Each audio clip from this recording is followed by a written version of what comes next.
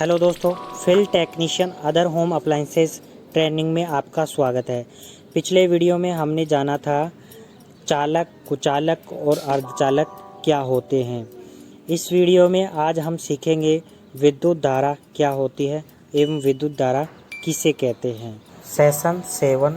दोस्तों, जब तक अगर आपने हमारे चैनल को सब्सक्राइब नहीं किया है तो प्लीज़ चैनल को सब्सक्राइब करके बेल आइकन जरूर प्रेस कर दें ताकि आपको प्रत्येक वीडियो का नोटिफिकेशन समय पर मिलते रहें। तो आज हम इस सत्र को पूरा करने के बाद में निम्न कार्य कर सकेंगे: विद्युत धारा को परिभाषित करना, वर्तमान के प्रवाह और दिशा की व्याख्या करना, विद्युत धारा के कितने प्रकार हैं उनके बारे में, एवं विद्युत प्रवाह के प्रभावों के बारे में हम इस वीडियो में या इस सेशन में सीखने वाले हैं। सबसे पहले आता है विद्युत धारा। विद्युत धारा क्या होती है, विद्युत धारा किसे कहते हैं? तो दोस्तों, आवेश या इलेक्ट्रॉन में प्रवाह की दर को विद्युत धारा कहते हैं।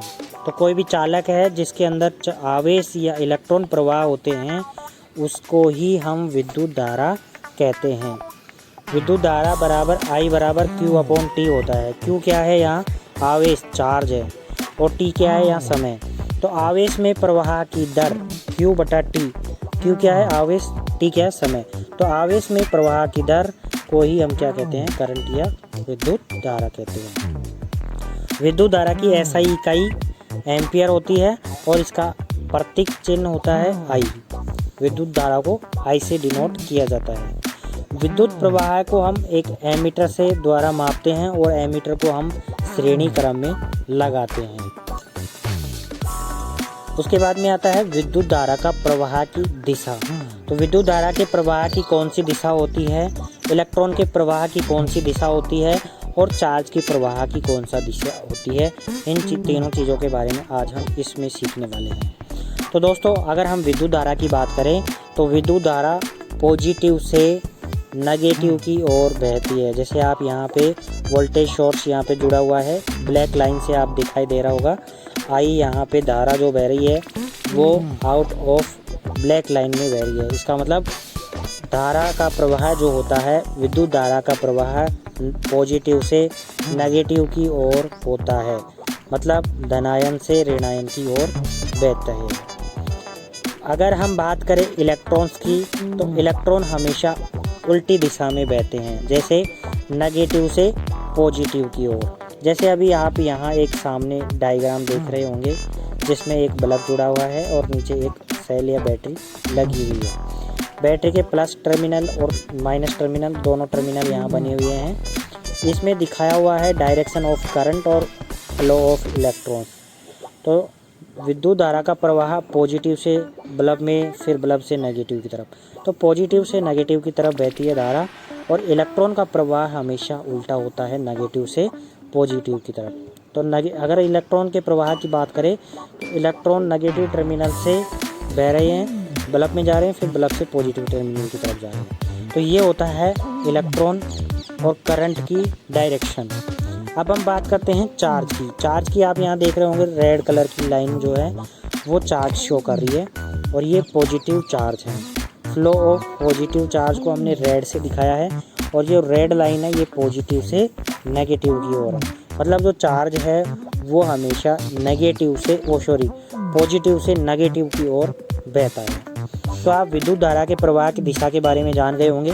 अब हम चलते हैं आगे, विद्युत धारा के कितने प्रकार होते हैं। तो दोस्तों, विद्युत धारा दो प्रकार की होती है, आपको ये पता होना चाहिए कि विद्युत धारा एक तो होती है दिष्ट धारा और एक होती है प्रत्यावर्ती धारा।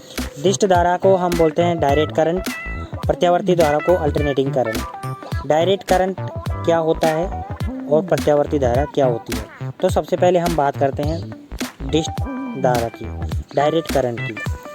कोई भी ग्राफ से, अगर मैंने अभी आप यहाँ देखेंगे, मैंने एक ग्राफ से ऊपर आपको बताया हुआ है, ये सीधी लाइन है, नीचे टाइम या सेकंड में चल रहा है यहाँ, और 0 से स्टार्ट है। रेड वाली लाइन डायरेक्ट करंट को शो कर रही है, और ग्रीन वाली जो लाइन है वो AC करंट को शो कर रही है। तो रेड वाली जो लाइन है वो डायरेक्ट करंट की है, अर्थात जो धारा दिशा के साथ अपना मान परिवर्तित नहीं करती है, अर्थात समय एवं दिशा उसके समान रहते हैं, वो कभी नहीं बदलते हैं, वो धारा होती है दिष्ट धारा। एवं अगर हम दिष्ट धारा की फ्रीक्वेंसी की बात करें तो दिष्ट धारा की फ्रीक्वेंसी होती है 0 हर्ट्ज, कोई फ्रीक्वेंसी नहीं होती है। फ्रीक्वेंसी डिपेंड करती है कि इस ग्राफ के ऊपर, तो ये ग्राफ बिल्कुल सीधा जा रहा है तो इसका मतलब है फ्रीक्वेंसी इसकी 0 है, फ्रीक्वेंसी नहीं है। तो दिष्ट धारा की कोई फ्रीक्वेंसी नहीं होती है। अगर हम बात करें प्रत्यावर्ती धारा की, तो प्रत्यावर्ती धारा समय के साथ दिशा एवं अपना मान बदलती रहती है। जैसे 0 से पहले पॉजिटिव में जाएगी ऊपर, ऊपर से फिर नीचे नेगेटिव में जाएगी। तो ये जो ग्राफ है ये एक साइकिल है, ऐसे 1 मिनट के अंदर 50 साइकिल पूरे करती है, तो इसे ही हम कहते हैं 50 हर्ट्ज। तो दोस्तों एसी धारा जो होती है वो 1 सेकंड के अंदर ऐसी 50 साइकिलें पूरी करती हैं, इसलिए एसी की फ्रिक्वेंसी होती है कितनी, 50 हर्ट्ज। हमारे भारत के अंदर एसी धारा की फ्रिक्वेंसी 50 हर्ट्ज होती है, एवं ऐसे विकसित देश हैं वहाँ पे इसकी फ्रिक्वेंसी अलग होती है, लगभग 60 हर्ट्ज होती है। तो हमारे भारत की अगर हम बात करें, इंडिया के अंदर फ्रिक्वेंसी होती है या कोई भी इलेक्ट्रिकल इक्विपमेंट्स काम में हम लेते हैं वो सारे के सारे 50 हर्ट्ज फ्रिक्वेंसी पर काम करते हैं।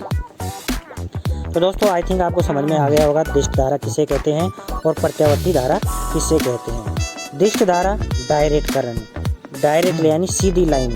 प्रत्यावर्ती धारा यानी वेवफॉर्म, ऊपर जा रही है कभी नीचे जा रही है, तो वो प्रत्यावर्ती धारा परिवर्तित हो रही है, अपना मान बार बार परिवर्तन कर रही है, वो प्रत्यावर्ती हो गई। दिष्ट यानी डायरेक्ट, जिसकी कोई फ्रिक्वेंसी नहीं होती है, तो उसे हम दिष्ट धारा कहते हैं। तो दोस्तों आप समझ गए होंगे दिष्ट धारा और प्रत्यावर्ती धारा किसे कहते हैं। अब हम बात करते हैं विद्युत धारा के प्रभाव के बारे में। विद्युत धारा के कौन कौन से प्रभाव होते हैं। तो दोस्तों विद्युत धारा अदृश्य होती है, हमें आंखों से कभी दिखाई नहीं देती है, लेकिन अगर हम इनके प्रभावों को महसूस ज़रूर कर सकते हैं। जैसे कि शारीरिक प्रभाव, अगर हमने कोई भी इलेक्ट्रिकल वायर को छुआ तो हमें उससे विद्युत का झटका लगता है। हालांकि छूना नहीं चाहिए, लेकिन अगर हम छूते हैं तो हमें क्या होता है, विद्युत का झटका लगता है और विद्युत महसूस होती है। उसके बाद में है रासायनिक प्रभाव। रासायनिक प्रभाव मतलब कोई भी बैटरी के अंदर हम इलेक्ट्रिक करंट देते हैं तो बैटरी चार्ज हो जाती है, चार्ज होने के बाद में उससे हम वापस वो ले सकते हैं, जैसे मोबाइल की बैटरी। उसके बाद में है हीटिंग इफेक्ट, हीटिंग प्रभाव। जैसे कोई प्रेस है उसको हमने इलेक्ट्रिक सप्लाई दी तो वो गर्म होना स्टार्ट कर देती है, तो ये होता है हीटिंग इफेक्ट।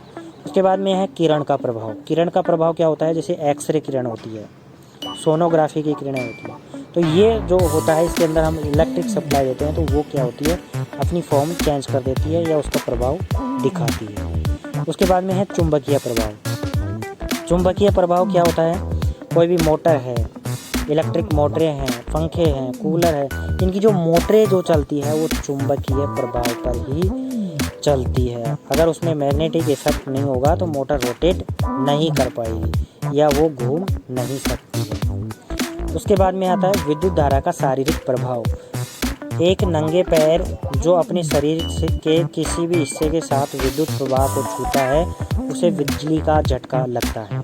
जब स्रोत का वोल्टेज 90 वोल्ट या उससे अधिक के बराबर हो तब हमें विद्युत का झटका महसूस होता है या विद्युत का झटका लगता है। तो कभी भी देख लीजिए दोस्तों, 90 वोल्ट होगा या 90 वोल्ट से अधिक जो करंट या वोल्टेज होगा वो कभी भी हमारे लिए खतरा हो सकता है, इसलिए कभी भी नंगे तार को हमें छूना नहीं चाहिए। छूते हैं तो उससे क्या होता है, हमारे शारीरिक प्रभाव यानी हमारे शरीर जो है वो महसूस कर सकता है कि ये यहाँ पे वोल्टेज जो है खतरनाक है या ज़्यादा वोल्टेज आ रहा है। उसके बाद में है विद्युत धारा का प्रभाव, तापीय प्रभाव। एक कंडक्टर जिसमें विद्युत धारा प्रभावित करने पर वह गर्म हो जाता है। पर्याप्त प्रतिरोध वाले कंडक्टर जिनके माध्यम से बहने वाली गर्मी के कारण बड़ी मात्रा में गर्मी का उत्पादन कर सकते हैं। जैसे कि इलेक्ट्रिक बल्ब हुआ, बल्ब के अंदर जैसे हम इलेक्ट्रिकल सप्लाई देंगे तो बल्ब क्या होगा, गर्म हो जाएगा और वो प्रकाश देना चालू कर देता है। ऐसे ही इलेक्ट्रिक हीटर हुआ, इलेक्ट्रिक हीटर में क्या है, इलेक्ट्रिक सप्लाई देते हैं, स्प्रिंग जो है गर्म कर देती है, तो ये ताप प्रभाव है। एक रूम हीटर हो गया, इलेक्ट्रिक केटली हो गई और इलेक्ट्रिक आयरन हो गई, ये सारे के सारे किस पर निर्भर करते हैं या किस पर कार्य करते हैं, तापीय प्रभाव के ऊपर। उसके बाद में है विद्युत धारा के प्रभाव, रासायनिक प्रभाव। रासायनिक कौन कौन से प्रभाव होते हैं, कुछ तरल पदार्थ से विद्युत धारा प्रवाहित कराई जाती है तो उसमें एक रासायनिक परिवर्तन होता है। इसे इलेक्ट्रोलाइसिस कहा जाता है। इसका उपयोग इलेक्ट्रोप्लेटिंग में किया जाता है। जैसे अभी आप समझेंगे होंगे कि बैटरी के अंदर रासायनिक प्रभाव होता है, इसी वजह से बैटरी चार्ज हो जाती है और इसी की वजह से बैटरी डिस्चार्ज होती रहती है। तो ये रासायनिक प्रभाव है जिससे बैटरियां चार्ज एवं डिस्चार्ज होती रहती है। अभी मैंने एक एग्जांपल से भी बताया हुआ है कि कोई भी इलेक्ट्रिक सप्लाई है, उसके हमने बल्ब जोड़ दिया और ये इसके अंदर हम इलेक्ट्रिक सप्लाई देंगे तरल पदार्थ के अंदर, तो इसमें क्या होगा, विद्युत धारा का रासायनिक प्रभाव वो हमें देखने को मिलता है। उसके बाद में है विद्युत धारा का चुंबकीय प्रभाव। विद्युत धारा का चुंबकीय प्रभाव कौन सा है? एक चालक जिसमें विद्युत धारा प्रवाहित कराई जाती है तो उसके चारों ओर चुंबकीय क्षेत्र पैदा होता है, जैसे विद्युत घंटी, मोटर, जनरेटर, ट्रांसफार्मर आदि। ये सारे के सारे क्या हैं? विद्युत धारा के चुंबकीय प्रभाव हैं। तो ये विद्युत धारा के चुंबकीय प्रभाव कैसे होते हैं? जैसे हमने इसके अंदर विद्युत घंटी के अंदर सप्लाई दी तो इसमें क्या बनता है? मैग्नेट बनता है, जिससे क्या होती है, विद्युत घंटी जो है वो बजना शुरू करती है। उसी प्रकार से मोटर है, मोटर को हम इलेक्ट्रिक सप्लाई देंगे, उसमें चुंबक बनता है, चुंबक बनता है तो वो रोटर क्या होता है? घूम होता है। उसी प्रकार जनरेटर में है और उसी प्रकार से ट्रांसफार्मर में है। ट्रांसफार्मर में क्या होता है? चुंबकीय प्रभाव होता है। प्राइमरी वाइंडिंग से सेकेंडरी वाइंडिंग में जो इलेक्ट्रिक ट्रांसफर होती है वो मैग्नेटिक रेखाओं के थ्रू ही, ये मैग्नेटिक चुंबकीय प्रभाव के थ्रू ही वो एक स्थान से दूसरे स्थान में प्रवेश करती है। उसके बाद में है किरण प्रभाव। एक्सरे का उपयोग मानव शरीर की स्कैनिंग के लिए किया जाता है। विद्युत धारा द्वारा निर्मित अन्य किरणें हैं, जैसे कैथोड रे, एक्सरे, लेज़र किरणें इत्यादि। तो ये किरणें जो हैं वे हमारे शरीर के कोई भी भाग को एक्सरे करना है तो वहाँ पे ये विद्युत धारा का किरण का प्रभाव काम आता है।